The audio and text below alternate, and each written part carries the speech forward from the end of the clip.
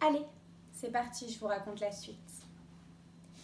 Chaque jour, j'apprenais quelque chose sur la planète, sur le départ, sur le voyage. Ça venait tout doucement, au hasard des réflexions. C'est ainsi que le 3e jour, je connus le drame des baobabs. Cette fois-ci encore, ce fut grâce aux moutons, car brusquement le petit prince m'interrogea, comme pris d'un doute grave. « C'est bien vrai, n'est-ce pas, que les moutons mangent les arbustes ?»« Oui, c'est vrai. »« Ah, je suis content. » Je ne compris pas pourquoi il était si important que les moutons mangeassent les arbustes. Mais le petit prince ajouta. Par conséquent, ils mangent aussi les baobabs. Je fis remarquer au petit prince que les baobabs ne sont pas des arbustes, mais des grands arbres comme des églises, et que si même il emportait avec lui tout un troupeau d'éléphants, ce troupeau ne viendrait pas à bout d'un seul baobab. L'idée du troupeau d'éléphants fit rire le petit prince. Il faudrait les mettre les uns sur les autres. Mais il remarqua avec sagesse. Les baobabs, avant de grandir, ça commence par être petit. C'est exact. Mais pourquoi vois-tu que les moutons mangent les petits baobabs ? Il me répondit. Bah, voyons, comme s'il s'agissait là d'une évidence. Et il me fallut un grand effort d'intelligence pour comprendre à moi-même seul ce problème. Et en effet, sur la planète du Petit Prince, il y avait, comme sur toutes les planètes, de bonnes herbes et de mauvaises herbes. Par conséquent, de bonnes graines de bonnes herbes et de mauvaises graines de mauvaises herbes. Mais les graines sont invisibles. Elles dorment dans le secret de la terre jusqu'à ce qu'elles prennent fantaisie à l'une d'elles de se réveiller. Alors ils s'étirent. Elles poussent, d'abord timidement vers le soleil, une ravissante petite brindille inoffensive. S'il s'agit d'une brindille de radis ou de rosier, on peut la laisser pousser, comme elle veut. Mais s'il s'agit d'une mauvaise plante, il faut arracher la plante aussitôt, dès qu'on a su la reconnaître. Or, il y avait des graines terribles sur la planète du Petit Prince.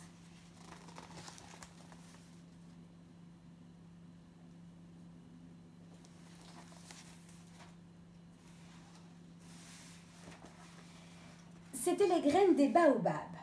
Le sol de la planète en était infesté.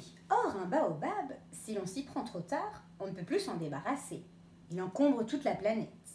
Il la perd fort de ses racines. Et si la planète est trop petite, et si les baobabs sont trop nombreux, ils la font éclater. C'est une question de discipline, me disait plus tard le petit prince. Quand on a terminé sa toilette du matin, il faut faire soigneusement la toilette de la planète.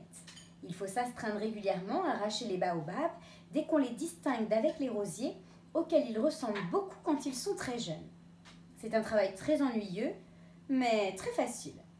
Et un jour, il me conseilla de m'appliquer à réussir un beau dessin, pour bien faire entrer ça dans la tête des enfants de chez moi. S'ils voyagent un jour, me disait-il, ça pourra leur servir. Il est quelquefois sans inconvénient de remettre à plus tard son travail. Mais s'il s'agit des baobabs, c'est toujours une catastrophe.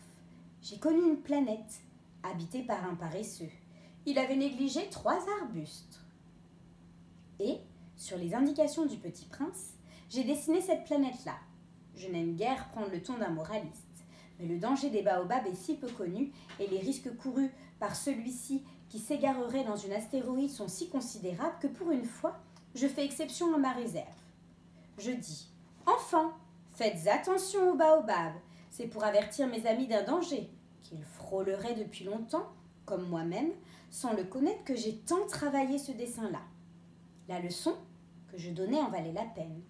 Vous vous demanderez peut-être, pourquoi n'y a-t-il pas dans ce livre d'autres dessins aussi grandioses que le dessin des baobabs ?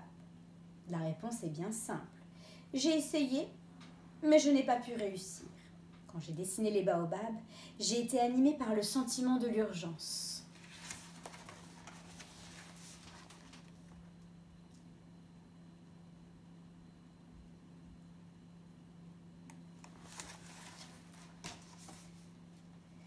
Ah, petit prince, j'ai compris peu à peu ainsi ta petite vie mélancolique. Tu n'avais eu longtemps pour distraction que la douceur des couchers de soleil. J'ai appris ce détail nouveau le 4e jour au matin, quand tu m'as dit « J'aime bien les couchers de soleil, allons voir un coucher de soleil ». Mais il faut attendre. Attendre quoi? Attendre que le soleil se couche. Tu as eu l'air très surpris d'abord. Et puis tu as ri de toi-même et tu m'as dit « Je me crois toujours chez moi ». En effet, quand il est midi aux États-Unis, le soleil, tout le monde le sait, se couche sur la France. Il suffirait de pouvoir aller en France en 1 minute pour assister au coucher du soleil. Malheureusement, la France est bien trop éloignée. Mais, sur ta si petite planète, il te suffisait de tirer ta chaise de quelques pas et tu regardais le crépuscule chaque fois que tu le désirais.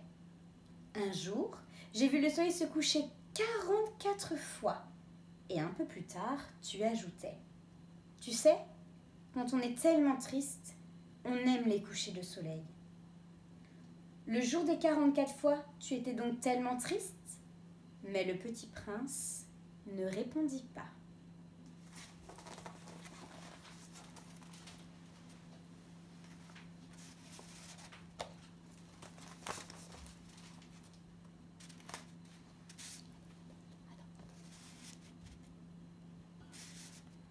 La suite, très bientôt.